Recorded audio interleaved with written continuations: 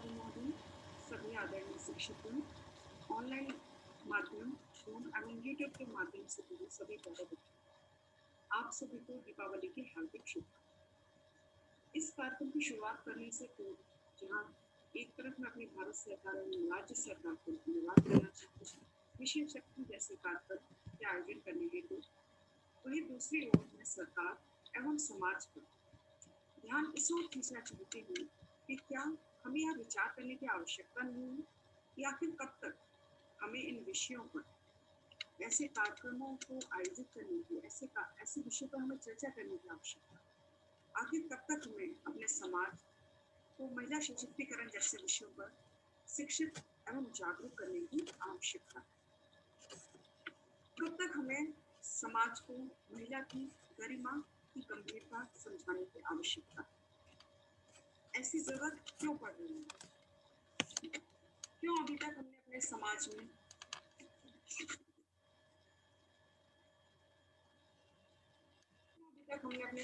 में बहुत सी ऐसी कुरीतियां, gender equality, equal rights, rape, harassment जैसी विभिन्न कुरीतियों को अभी तक अपने समाज में स्थान दिया है। ऐसा आखिर क्यों है? जैसे कि आप अपने स्क्रीन पर देख सकते हो, यहाँ पे बहुत सारे हेल्पलाइन होती है, लेकिन सब विमेन पावर लाइन, सब महिला हेल्पलाइन होती है। क्यों हमें इतने ज़्यादा ऑप्शंस, इतने ज़्यादा सहारे किसी एक महिला को सशक्त करने के लिए क्यों देने की? आखिर क्या कमी रह गई? क्या 21वीं सदी में भी हमें अपने मानसिक रूप से हम इतने विकसित नहीं हुए हैं कि हम एक सुरक्षित, एक शिक्षित, एक खुशहाल समाज की रचना कर सकें, एक खुशहाल देश की रचना कर सकें जहाँ पे ऐसी कुरीतियों को कोई जगह नहीं, जहाँ हमें ये बताने की जरूरत नहीं है कि देश की आधी आबादी के राइट्स क्या हैं, उनको कैसे हमें उनकी गरिमा को बचाना। क्या हम ऐसे समाज का डेवलपमेंट नहीं कर सकते? क्या हम समाज के हर वर्ग की सोच नहीं बदल सकते? ऐसी कमी कहाँ रह गई? आज की 21वीं सदी में भी हमें वुमेन एम्पावरमेंट, वुमेन एजुकेशन जैसे विषयों के प्रति लोगों को जागरूक करना। क्या यह हमारी विफलता को नहीं है? आखिर कमी कहाँ है? वह विचार करने की आवश्यकता मुझे, आपको और हम सबको। इसी क्रम में आगे बढ़ते हुए, जैसे कि आप सभी को अवगत है कि सरकार द्वारा विशेष शक्ति जैसे महिला सशक्तिकरण कार्यक्रम का महाआयोजन किया गया है, जिसके आज फेज 2 के आखिरी दिन, अंतिम 9वें दिन, जिसमें आज का हमारा विषय है कि हम अपने मन, आत्मा व शरीर को कैसे संतुलित करें। How we provide balance, how we create balance between our body, mind and soul. What is the importance? Why it's needed? क्यों इसकी जरूरत है? क्या इसका इम्पोर्टेंस है? क्या इसका रोल है इन वुमेन एम्पावरमेंट? बट इसमें आगे बढ़ने से पहले, इस विषय के बारे में जानने से पहले, क्या हम ये विचार ना करें कि क्यों ऐसे विषय की, क्यों हमें ये बैलेंस करने की, इसको क्यों जानने की आवश्यकता है? क्यों इस कार्यक्रम को 9 दिनों में विभिन्न विषयों में बांटा गया? हर विषय की क्या महत्व है? हमने इनसे क्या सीखा? यह सब विचार करने की बहुत आवश्यकता। आइए एक बार पुनः हम इन 9 दिनों में हमने क्या सीखा, हमने क्या जाना, इसके बारे में हम पुनः एक बार विचार करें। Day 1, in which we learned about section 509 that talk about eve teasing. eve teasing से हम क्या समझते हैं? Eve teasing is just a word or a gesture or act that intend to insult the modesty of a woman. कोई भी आपका कृत्य जो एक महिला की गरिमा को ठेस पहुंचाए, वो eve teasing के अंतर्गत आता है।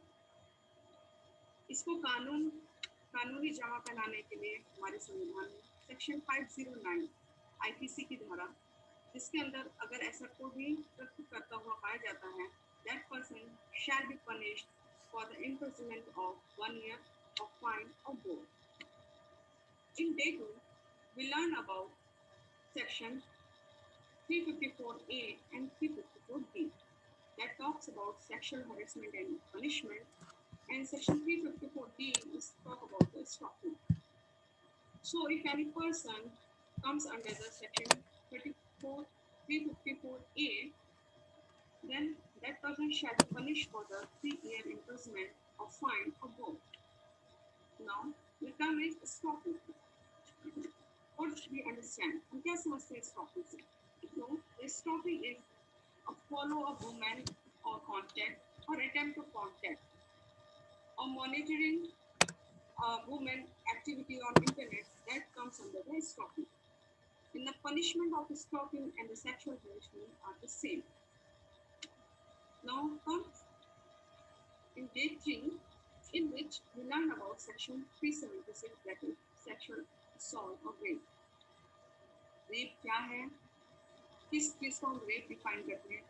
मुझे लगता है कि आज के परिवेश में हमें इस चीज़ को जानने की आवश्यकता नहीं है, क्योंकि कहीं ना कहीं हम सब ये एक ऐसा करते हैं, भले एक व्यक्ति द्वारा किया जाए या कई व्यक्तियों द्वारा, इम्पैक्ट उसका बढ़ेगा. So the person that comes under this section 376, our law with the punishment of 7-year or 10-year imprisonment or the death sentence, depend on the brutality of the incident. Next, in day 4, we learn about POCSO Act. In POCSO Act, we learn about how to protect our children, whether it's girl or boy, doesn't matter. We have to protect our children. So in POCSO Act, that is amended in 2012, we talk about protecting our child from the offenses of sexual assault, sexual harassment, and the porn. In day 5, we learn what are the different laws that are important for ourselves as a woman that we have to know. Once we know, then we can react or we can stop anything. So there are so many laws that we have to know, just like zero FIR, what is zero FIR, how we can use, what are the rules come under the domestic violence, dowry systems, what are the rules if a woman got arrested, what are the rules not before sunrise or after sunset. So these are some basic rules as a woman we have to know about. In the next day, we talk about a very important subject, a very important topic, that is role of social media in women's growth. जैसे कि आज का परिवेश है, हम ज़्यादा से ज़्यादा अपना समय, अपनी आवश्यकता इंटरनेट के थ्रू पूरी करते हैं. Social media, social networking site like Facebook, WhatsApp, Insta, बिना सोचे समझे हम अपने उसमें फोटोज पोस्ट करते हैं, अपने हम क्या एक्टिविटी कर रहे हैं सारे पोस्ट. क्या ये हमें हार्म पहुंचाते हैं? Whether they are safe? No. If we are not aware, they are not safe. अगर आप ये सोचे कि आप चार दीवारी के अंदर हैं और आप फेसबुक यूज कर रहे हैं and you are safe, no, that's wrong. So you have to aware. You must know what are the circumstances, what are the pros and cons.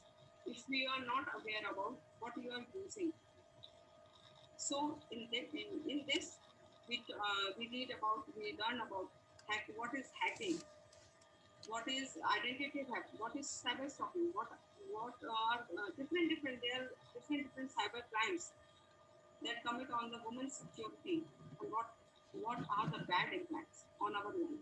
So we have to aware about how we securely use our social media. In the next day, we learn about personal security. Personal security का क्या role? कभी भी आप अगर ऐसी परिस्थिति में आते हैं तो आप जरूरी नहीं है आपके पास कोई आपकी हेल्प करेगी. तो you have to be prepare by yourself. आपको अपने लिए प्रिपेयर होना पड़ेगा कि अगर कोई भी परिस्थिति आती है, आप ये मान के चलिए कि आपकी हेल्प करने कोई नहीं है, तो आप उससे कैसे बच सकते हैं. तो देयर आर सेवरल मेथड्स. इसके बारे में हमारे साथियों ने आपको डिटेल में बताया है कि आपको फिजिकली फिट होना है. You have know some basic actions. अगर आपको कहीं से भागना है या कैसे आपको ये रिस्पॉन्स कर सकते हैं. आप अपने साथ ऐसी क्या फिजिकली चीज़ें like paper spray and all this things. Emergency numbers होते हैं, डिफरेंट ऐप्स होते हैं, आपको डिफरेंट हेल्पलाइन नंबर्स दिए जाते हैं. वंस ये सारी चीज़ें अगर आपको याद होंगी या आप इसके लिए अपने आप को सेल्फ प्रिपेयर करेंगे, तभी आप उस परिस्थिति में आने के बाद रिएक्ट कर सकते हैं. Then in day 8, we learned about safety at workplace, public place and family places. बहुत सी ऐसी घटनाएं आज भी हम सुनते हैं कि चलिए बाहर तो असॉल्ट हैरेसमेंट होता है, बट आज हमारा समाज इतनी गहराइयों, इतनी गर्त में गिरता चला जा रहा है कि बच्चे, महिलाएं, कोई भी इवन घर में भी सेफ नहीं है। बहुत सी ऐसी प्रताड़ना होती है कि आपके रिश्तेदार, आपके नॉन पर्सन, जिसको बच्चियाँ या कोई भी पर्सन, बच्चे भी, छोटे छोटे बच्चे भी, उसको नहीं बोलता। तो हम कैसे सेफ्टी करें वर्क प्लेस में, at home, eight public places. Ultimately आप अपनी ज़िंदगी अपने घर, अपने स्कूल या अपने दफ्तर यहीं पे बिताते हैं और कहीं पे भी आप 100% सिक्योर नहीं हैं। तो you have to know what we have to do if something was happening, wrong happening. So in school, we have to teach our child कि अगर आपके साथ ऐसा कुछ होगा तो आप किससे बोल सकते हैं. You have to be vocal. Silence is not silence. अगर हम ये सोच के चुप हो जाएंगे कि अगर इस बार नहीं बोला आगे हम हो सकता है हमारे साथ नहीं होगा, ठीक है, एक बार ये ठीक है, एटीट्यूड नहीं चलेगा. You have to be vocal. आपको अपनी बात रखनी है और जोरदार तरीके से रखनी है, क्योंकि आपके साथ गलत हुआ, इसलिए गलती आपकी नहीं है. ये विचार हमें त्यागना. आपको अपने राइट्स पता होने चाहिए. अगर आप पब्लिक प्लेस पे हैं, आप पब्लिक ट्रांसपोर्ट यूज कर रहे हैं, पब्लिक प्लेस पे निर्भया काम, किसकी गलती थी उसमें?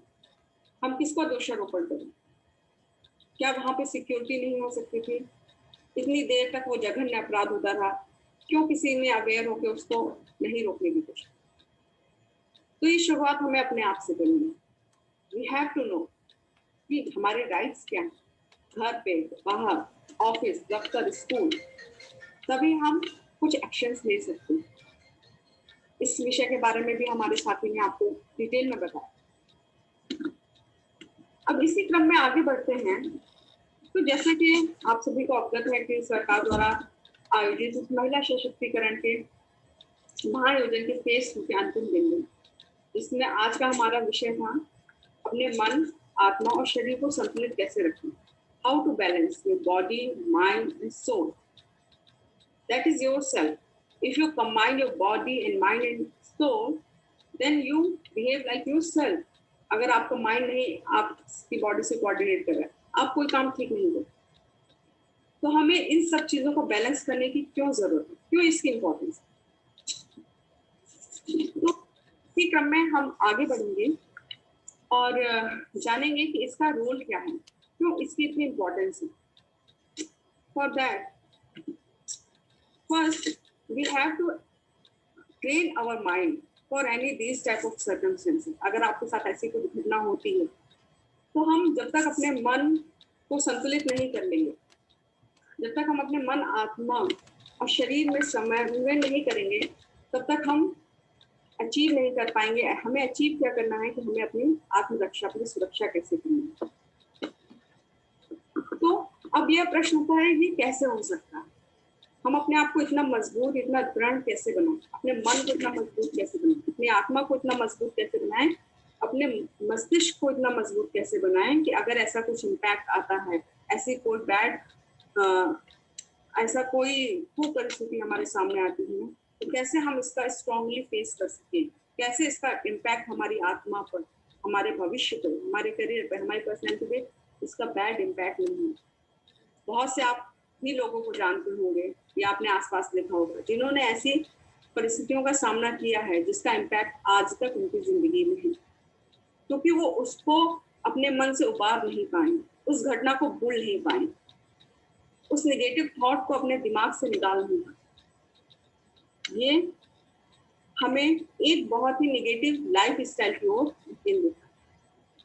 So for these type of situation, we have to be strong by our mind, soul and body. Firstly, अगर आपके साथ कोई इंस्टेंस होता है इस तरीके से, तो you have to be physically fit. तभी आप उस जगह से भाग सकते हैं, उस सिचुएशन को आप टाल सकते हैं. बट एक बार अगर आपने टाल भी दी कोई सिचुएशन, बट उसका इम्पैक्ट आपके मन में कहीं ना कहीं आपकी आत्मा में रहता है. तो हमें उस जगह से भागने के साथ साथ अपने मन से, अपने दिमाग से उस चीज को निकालना भी बहुत जरूरी है for overall development. So how we can achieve, हम कैसे इस चीज को अचीव कर सकते. फॉर ट्रेन आवरसेल्फ, किसी भी चीज को सीखना है तो उसका बार बार प्रयास अभ्यास करना है। एक दिन में कोई भी चीज नहीं आती। हमें अपने आप को इतना सजग करना है, इतना जागरूक करना है। किसी भी परिस्थिति के लिए हमें अपने आप को हमेशा तैयार रखना है। कभी भी कोई भी बुरा टाइम कह के नहीं आता कि आपके साथ ये होने वाला है। लेकिन भगवान की एक ऐसी अनुकंपा या गॉड गिफ्ट कहा जाएगा कि कहा जाता है कि महिलाओं के पास एक सिक्स सेंस होता है कि वो अपने आसपास की परिस्थितियों को पहले ही भाप सकते हैं। लेकिन जब तक हम अपने मस्तिष्क से स्ट्रांग नहीं होंगे, हम अपने मन से स्ट्रांग नहीं होंगे, वो सिक्स सेंस भी हमारे काम नहीं है। तो हमें अपने आप को हर परिस्थिति के तैयार रखने के लिए, अपनी लाइफ में बैलेंस करने के लिए, अपने मन, मस्तिष्क और शरीर में बैलेंस करने के लिए हम कैसे इस चीज को, ऑब्जेक्टिव को अचीव कर सकते हैं। तो देयर आर सम टेक्निक जो कि हमें इस चीज में हेल्प कर सकती है। फर्स्ट वन इज एक्सरसाइज और we can say physical fitness और व्यायाम। जब आप फिजिकल एक्सरसाइजेस करते हैं, फिजिकली फिट होते हैं, तो you feel you are strong. आपको अपने अंदर महसूस होता है कि आप स्ट्रॉन्ग इनफ हैं, आप किसी से भी परिस्थिति का फिजिकली सामना कर सकते हैं। तो you have to be physical fit. Next that is yoga. आजकल सभी इस चीज के बारे में सुना होगा। योग बहुत आपकी हेल्थ के लिए भी फायदे करता है, बट फिजिकल हेल्थ से ज्यादा जो योग होता है वो आपके मन और मस्तिष्क पे काम। और जैसे कि कहा जाता है एक स्वस्थ शरीर में ही एक स्वस्थ मस्तिष्क होता है, वाइस वर्सा अगर आपका माइंड स्वस्थ होगा, मीन्स पॉजिटिविटी से भरा होगा, तभी आपका बॉडी भी पॉजिटिविटी की तरफ काम करेगा। तो योग आपका बेसिकली आपके इंटरनली आपको कितना स्ट्रॉन्ग करना है, कैसे स्ट्रॉन्ग करना है, वो आप योग से अचीव कर सकते हैं। Change your life style. हमें जैसे जैसे आप देख रहे होंगे, हमें भी फील होता है कि हमारी लाइफ स्टाइल कितनी खराब होती चली जाती, इनडिसिप्लिन होती चली जाती। कभी भी सोना उठना, कैसे भी काम करना, कुछ भी खा लेना। तो we have to change our lifestyle. एक डिसिप्लिन लाइफ होगी तभी आपके माइंड, सोल एंड बॉडी में कोऑर्डिनेशन होगी। आपको माइंडफुलनेस का अभ्यास करना। माइंडफुलनेस क्या होता है? Mindfulness means you have to busy in some positive thing. You have to busy your mind in some positive work. अगर आपके साथ कुछ घटना घटित होती है और आप दिन भर रात भर उसी को सोचते रहते हैं, तब आप कुछ अच्छा नहीं कर सकते और आप उस घटना से उबर नहीं सकते। माइंडफुलनेस मीन्स अपने माइंड को आप पॉजिटिविटी, गुड थिंग्स से आप अपने माइंड को फिल करें, तभी आपके साथ अच्छा होगा। आप उस चीज से उबर पाएंगे, आप लाइफ में आगे बढ़ पाएंगे, आप लाइफ में कुछ अच्छा अचीव कर पाएंगे। उस निगेटिव चीज का इफेक्ट खत्म हो जाएगा। बी पॉजिटिव, अपना नजरिया पॉजिटिविटी दो। मेरे साथ ही ऐसा क्यों हुआ, क्यों मेरे साथ ही ऐसा होना था। अगर यही सोच रखते रहेंगे तो कभी भी इन परिस्थितियों का सामना नहीं कर पाएंगे। तो अपने थॉट से आपको पॉजिटिव होना कि अगर ऐसा कुछ हुआ है तो भगवान ने शायद मुझे इतना स्ट्रॉन्ग बनाया है कि मैं इन परिस्थितियों का सामना कर सकती हूँ, शायद इसीलिए घटना हुई। तो सभी ने सुना होगा ग्लास आधा भरा है आधा खाली है। तो आपका नजरिया क्या है? तो you have to be positive type of, you have apply be positive type of attitude in your life. और you have to accept something कि अगर आपके साथ ऐसा कुछ हुआ है तो ऐसा नहीं है कि आपकी ही गलती थी, सामने वाले की सोच खराब। तो यू हैव टू एक्सेप्ट। आप हमेशा अपनी जिंदगी में नकारात्मक अगर सोचते रहेंगे तो आगे आपके करियर में, आपके ओवरऑल पर्सनैलिटी में इसका बहुत ही बुरा इम्पैक्ट आएगा। तो इन्हीं सब शब्दों के साथ मैं आगे अपनी कलीग डॉक्टर कल्पना मैम, क्योंकि इस विधा में पारंगत हैं, वो एनएसएस भी हमारे यहाँ एनएसएस के कार्यक्रमों का आयोजन कराती हैं। बच्चियों को योग शिक्षा, कैसे आपको मेंटली फिजिकली स्ट्रांग होना है, इसके बारे में बताती हैं। तो अब मैं मैम से रिक्वेस्ट करना चाहूँगी कि वो आगे आएँ। तो बुलाना चाहूँगी डॉक्टर कल्पना मैम को कि वो आगे इस विषय के बारे में और बृहद जानकारी दें और समझाने, और आप लोग को ऐसी जानकारी दें कि आपको ये विषय और अच्छे से समझ में। बहुत बहुत धन्यवाद। Thank you. बहुत बहुत धन्यवाद। एक पुनः अवसर मुझे प्राप्त हुआ मैं आप सबके साथ इस विषय पर बात करूं, जो कि महिला सशक्तिकरण का एक बहुत ही महत्वपूर्ण बिंदु है।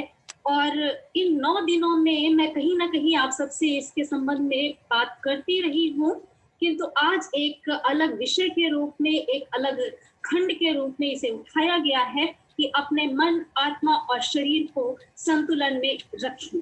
तो हमें वो विधा भी पता होनी चाहिए कि हम अपने मन, आत्मा और शरीर को किस प्रकार संतुलन में रख सकते हैं।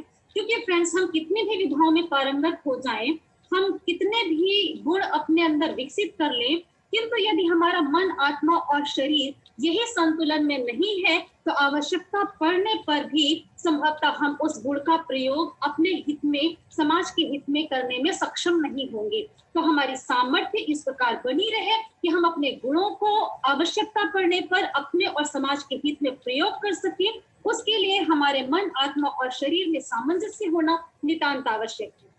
इस संदर्भ में समय समय पर हम आप आपस में चर्चा करते रहे हैं कि हम योग की दिशा में आगे बढ़ें, हम आयुर्वेद की दिशा में आगे बढ़ें, हम संपूर्ण स्वास्थ्य का अपने भीतर अर्जन करें। अब मैं संपूर्ण स्वास्थ्य की बात क्यों कर रही हूँ, क्योंकि जैसा कि पहले भी हम और आप इस पर बात कर चुके हैं, इस पर चर्चा हो चुकी है कि मात्र शरीर से स्वस्थ होना हमारा स्वास्थ्य नहीं है। हमारे संपूर्ण स्वास्थ्य का मतलब है हम शारीरिक स्तर पर स्वस्थ हों, हम मानसिक स्तर पर स्वस्थ हों, हम मनोवैज्ञानिक स्तर पर स्वस्थ हों, हम सामाजिक स्तर पर स्वस्थ हों। यानी हमारी जो एक्टिविटीज है, हमारे जो क्रियाकलाप है, ये एक संपूर्ण स्वस्थ व्यक्तित्व के क्रियाकलाप बन जाए, जिससे मैं स्वयं सुरक्षित रहूं, हम स्वयं सुरक्षित रहें और हमारा समाज सुरक्षित रहे। तो तन, मन और आत्मा का ये समन्वित स्वस्थ रूप हमें कैसे मिल सकता है? तो निसंदेह इसमें योग की अत्यंत महत्वपूर्ण भूमिका है। इसमें मेडिटेशन यानी ध्यान की अत्यंत महत्वपूर्ण भूमिका है। अब जब योग की बात कर रहे हैं, क्योंकि मैं यहाँ विधा की बात अवश्य करना चाहूंगी, बार बार आपसे कहा जाएगा कि एक स्वस्थ शरीर हो आपके पास, स्वस्थ मस्तिष्क हो, स्वस्थ व्यक्तित्व हो आपका शरीर, मन और आत्मा समन्वित रूप में हो, जिससे आप किसी भी परिस्थिति का हंसकर डटकर मुकाबला कर सके। किंतु ये कैसे, ये वो कौन सी विधा है जिससे हम एक समन्वित शरीर, मन और आत्मा प्राप्त कर सके? तो वो निसंदेह योग है। दोस्तों, पहले भी हमारी आपकी इस विषय पर चर्चा हुई कि मनुष्य का उद्देश्य क्या है? देवत्व की ओर बढ़ना। किंतु कई बार निकृष्ट कृत्यों के चलते, कई बार कुछ इस तरीके की एक्टिविटीज होती है, ऐसे परिवेश हो जाते हैं, कारण कुछ भी हो, लेकिन अगर ऊर्जा का आपका अधोगामी, आपका ऊर्ध्वगामी उद्देश्य है, किंतु यदि अधोगामी आपका प्रवाह आरंभ हो गया, तो निसंदेह जो मनुष्य है, जो प्राणी है, वो देवत्व की ओर न बढ़ करके अपितु वो दानव प्रवृत्ति की ओर उसका अधोगामी प्रवाह आरंभ हो जाता है, वो पशु वृत्ति में जाता है। जब भी हम योग की चर्चा करते हैं तो हम शरीर के चक्रों की बात करते हैं। मूलाधार चक्र जो मनुष्य का आरंभ होता है, तो कुछ टेक्निकल प्रॉब्लम के बाद पुनः एक बार हम आप जुड़ पा रहे हैं। आते रहते हैं अवरोध, जीवन का भाग है, किंतु अवरोधों से घबराकर भाग जाना ही हार है और अवरोधों का सामना करके आगे बढ़ जाना ही आपकी जीत है। और इसी स्पिरिट के साथ हमें अपने संपूर्ण जीवन में आगे बढ़ते चले जाना है। तो हम वापस आते हैं अपने मन, आत्मा और शरीर के संतुलन की हम बात कर रहे थे। मनुष्य का जन्म, मनुष्य रूप में जब प्राणी का जन्म होता है तो मूलाधार से मनुष्य की उत्पत्ति मानी जाती है। मूलाधार से ऊर्ध्वगामी जब ऊर्जा का प्रवाह होता है, ऊपर के चक्रों की तरफ जागरण आरंभ होता है, तो मनुष्य से देवत्व की ओर बढ़ता है और अधोगामी ऊर्जा का प्रवाह उसे पशु वृत्ति में लेकर के जाता है। आप में से बहुत से लोग होंगे जिन्हें इस विषय की जानकारी होगी। आज जब हम मन, आत्मा और शरीर के समन्वय की बात कर रहे हैं, हम योग की बात कर रहे हैं, तो इन चक्रों पर बात करना नितांत आवश्यक हो जाता है। क्योंकि जब तक हम ऊर्ध्वगामी ऊर्जा का प्रवाह नहीं करते, हम अपने विचारों को परिष्कृत नहीं करते हैं, तब तक हमारे मन, आत्मा और शरीर का समन्वित रूप प्रकट नहीं हो पाता है, हमारा व्यक्तित्व निखर कर नहीं आता है। किंतु जब ये ऊर्ध्वगामी हम ऊर्जा का प्रवाह करते हैं, हमारा मूलाधार, स्वाधिष्ठान, मणिपुर, अनहत, विशुद्धाक्य और आज्ञा चक्र, और उसके बाद सहस्रार्ष से ऊर्जा का बाहर आना और मनुष्य का देवत्व धारण कर लेना, साक्षात परमेश्वर के साथ उसका मिलन होना, साक्षात्कार होना, जो कि हमारे जीवन का अंतिम उद्देश्य है। किंतु कम से कम हमें इतना ध्यान अवश्य रखना है कि हमें अपने ऊर्जा का अधोगामी प्रवाह रोक करके उसे ऊर्ध्वगामी करना है, जिससे हम कम से कम इस दुनिया की, इस जीवन के में जो हम अचीव करना चाहते हैं, जो हम उपलब्धि प्राप्त करना चाहते हैं, उन्हें हम सहज ही प्राप्त करते चले जाएं। सदैव चिंता, तनाव, डिप्रेशन, इनसे हम दूर रह सकें, जो हमारे जीवन का प्रथम उद्देश्य होना चाहिए। क्योंकि हर व्यक्ति अगर ये ध्यान रखता है कि वो विकृत मानसिकता से दूर रहे, वह चिंता, तनाव, डिप्रेशन इनसे दूर रहे, तो वह एक स्वस्थ समाज के निर्माण में अपना सहयोग दे रहा है। क्योंकि जिस विषय पर हम विशेष रूप से चर्चा कर रहे हैं, महिला सुरक्षा को लेकर के, जिसमें अलग अलग प्रकार के जो क्राइम हैं वो रिपोर्ट होते हैं दिन प्रतिदिन, जिसमें आपका छेड़छाड़, बलात्कार आदि जैसे जघन्य अपराध भी सम्मिलित होते जाते हैं, वो कहीं ना कहीं विकृत मानसिकता के ही कारण प्रकट होते हैं, देखे जाते हैं। तो यदि हर व्यक्ति को हम जागृत करते हैं कि वह योग की दिशा में आगे बढ़े, वो मन, आत्मा और शरीर के समन्वित विकास पर ध्यान दे, वो अपने व्यक्तित्व में संपूर्ण निखार लेकर के आए, तो ही हम एक स्वस्थ समाज का निर्माण कर सकते हैं। तो दोस्तों, योग पर भी हम जरा चर्चा करते हैं। आज का परिवेश एक ऐसा समय चल पड़ा है कि जो व्यक्ति ये भी कह रहा है कि मुझे योग की जानकारी है, वो महज आसन और प्राणायाम, कुछ आसन और प्राणायाम यानी हम फिजिकल जो भी एक्टिविटी कर रहे हैं, उस एक्सरसाइज की हम बात करते हैं, उसे वो योग नाम दे देता है। किंतु ऐसा नहीं है। योग कई सारे चरणों का समन्वित रूप है, और उन सभी चरणों का हमें एक साथ अभ्यास करना होता है, तब जाकर के हमारे मन, आत्मा और शरीर के समन्वित विकास हो पाता है। सब एक साथ मिल करके एक उत्कृष्ट समाज के निर्माण में अपना सहयोग दे पाते हैं।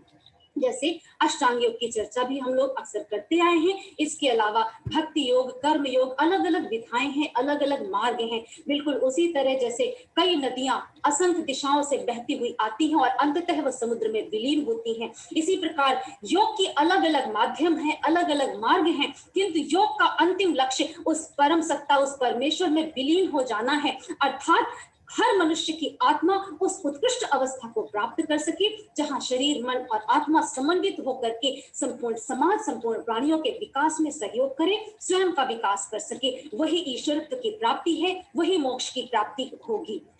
तो दोस्तों, सहज रूप में जिसे हम आज एक्सरसाइज के रूप में ले रहे हैं, आसन और प्राणायाम, ये अष्टांग योग के ही मार्ग हैं। किंतु अष्टांग योग के इन चरणों से पहले भी अगर आप देखें, 8 चरण में आप योग की बात करते हैं। यम, नियम, आसन, प्राणायाम, प्रत्याहार, धारणा, ध्यान और समाधि। समाधि योग, अष्टांग योग का जो अंतिम चरण है वो समाधि की अवस्था है, ईश्वर के संपूर्ण प्राप्ति की अवस्था, आत्मा का परमात्मा से मिलन की अवस्था है। दोस्तों, वही है शरीर, आत्मा और मन का पूर्ण समन्वित रूप। किंतु हम उस दिशा में आगे तो बढ़ें, हम ऊर्जा का ऊर्ध्वगामी प्रवाह की दिशा में आगे तो बढ़ें, ये है हर प्राणी मात्र का उद्देश्य। हम अधोगामी प्रवाह को रोकने का प्रयत्न तो करें, न मात्र अपने लिए, अपितु समाज के हर व्यक्ति को इस दिशा में हम प्रेरित करें। अब जब हम यम नियम की बात करते हैं दोस्तों अष्टांग योग में, तो आप देखिए यम नियम हमें क्या सिखाते हैं। यम नियम हमें हर उस एक्टिविटी के लिए प्रेरित करते हैं जो हमारे शरीर की शुद्धता, मन की शुद्धता, समाज की शुद्धता, हमारे कर्मों की शुद्धता, हमारे विचारों की शुद्धता के लिए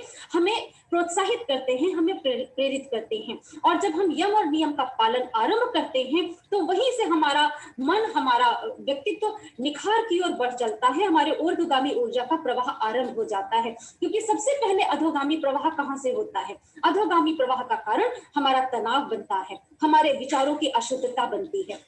उसे कैसे हम शुद्ध कर सकते हैं? यम और नियम का पालन करके, जिनमें हम विभिन्न प्रकार के एक्टिविटी जैसे अहिंसा, सत्य, अस्तेय, अपरिग्रह, ब्रह्मचर्य की बात करते हैं, जहां हम सभी प्रकार के शुचिता की बात करते हैं, जहां हम शुद्धि की बात करते हैं, जहां हम स्वाध्याय की बात करते हैं, जहां हम ईश्वर प्रणिधान की बात करते हैं।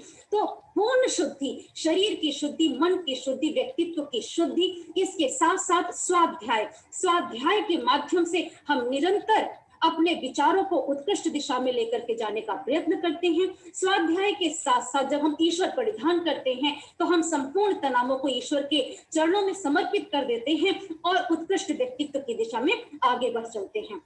ये है योग का सही मायने में अर्थ। जब हम यम नियम का पालन करते हैं यानी पूर्ण शुद्धि को प्राप्त कर लेते हैं, यानी स्वाध्याय के माध्यम से हम अपने व्यक्तित्व को आगे लेकर के चल पड़ते हैं, यानी ईश्वर प्रणिधान के माध्यम से हम संपूर्ण तनावों से स्वयं को दूर कर लेते हैं। ऐसे उत्कृष्ट समाज की दिशा में अष्टांग योग के माध्यम से हम आगे बढ़ सकते हैं। और तब हम आसन प्राणायाम के माध्यम से इस शरीर को, इस मन को स्वस्थ करते हैं। प्राणायाम के माध्यम से हम प्राणों का आयाम अर्थात प्राणों का उत्थान करते हैं। हम प्रत्याहार के माध्यम से इंद्रियां जो कि बहिर्गामी है, जो कि बाहर के जगत में जो विषय वस्तु है जिनमें चक्कर लगाते रहते हैं, भटकते रहते हैं, उस विषय वस्तु से खींच करके हम अपनी इंद्रियों को अंदर की ओर प्रेरित करते हैं। प्रत्याहार अर्थात प्रत्याहार, जो सामान्य दिशा है हमारी इंद्रियों की बाहर के विषयों की ओर आकृष्ट होना, उससे खींच करके अंदर के विषयों में लाना ध्यान साधना के माध्यम से, वो प्रत्याहार के माध्यम से हम आरंभ करते हैं। उस तत्पश्चात हम ध्यान और समाधि की दिशा में आगे बढ़ते हैं। तो अष्टांग योग के माध्यम से हम अपना पूर्ण विकास कर सकते हैं। हम उस परम जो सत्ता है, ईश्वर है, उसके संतान होने की पूर्ण पुष्टि करते हैं, अर्थात हम उसके सम अपने आप को सिद्ध करते हैं, जो मनुष्य का प्रथम उद्देश्य है, अंतिम लक्ष्य है मनुष्य के जीवन का।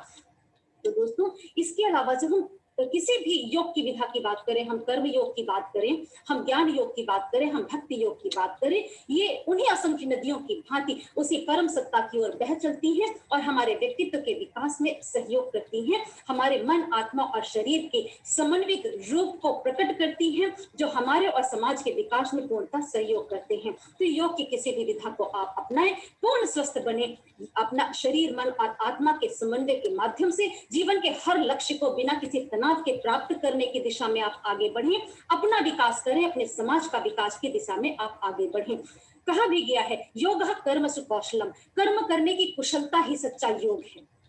तो आप किसी भी योग की विधा का प्रयोग करें, अंततः आप कर्म की कुशलता को प्राप्त करेंगे। जैसे कर्म योग भगवत गीता की जब हम बात करते हैं तो वहां कर्म योग की प्रधानता पर बल दिया गया है।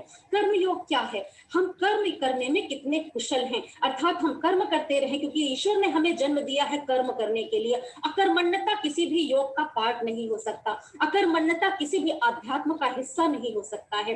कर्म योग अर्थात कर्म करने की कुशलता, हम निरंतर कर्म करके अपने आप को ईश्वर का अंश प्रकट कर सके, सिद्ध कर सके, उस दिशा में आगे बढ़े, किंतु कर्मों का बंधन हमें प्राप्त ना हो, वह है कर्म करने की कुशलता। जब कर्मों का बंधन नहीं होगा तो हमारा अधोगामी प्रवाह भी नहीं होगा, हम निरंतर ऊर्ध्वगामी दिशा में ऊपर उठते रहेंगे, शरीर, मन और आत्मा के समन्वय की दिशा में आगे बढ़ते रहेंगे और सच्चा उद्देश्य जो प्राणी मात्र का है उसे प्राप्त करने में सहज ही सफल हो जाएंगे। इन बातों के साथ मैं आज अपनी वाणी को विराम देना चाहती हूँ। जय हिंद, जय भारत, जय मातृशक्ति।